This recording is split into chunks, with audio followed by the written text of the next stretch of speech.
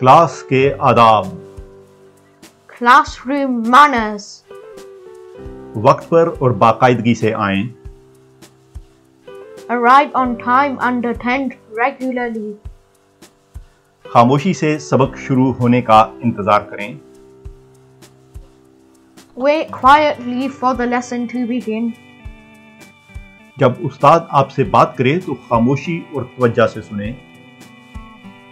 be quiet and pay attention when your teacher talks to you,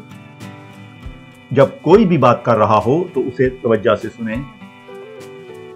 listen carefully when someone is talking to you, खुद भी मेहनत से काम करें और दूसरों को भी करने दें, work hard during lessons and allow others to do so, कुछ कहना हो तो पहले अपना हाथ खड़ा करें,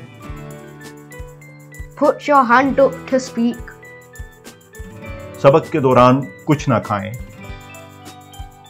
do not eat during lessons, अपना कमरा जमात साफ रखें, keep your classroom tidy,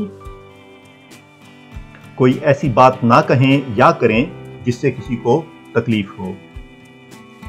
do not say or do anything to hurt anyone else, अपना और दूसरों का एहतराम करें, respect yourself and others, मशकें। आपका पहला काम यह है कि आपने इन उसूलों को अपने हिसाब से अहमियत की तरतीब से लिखना है,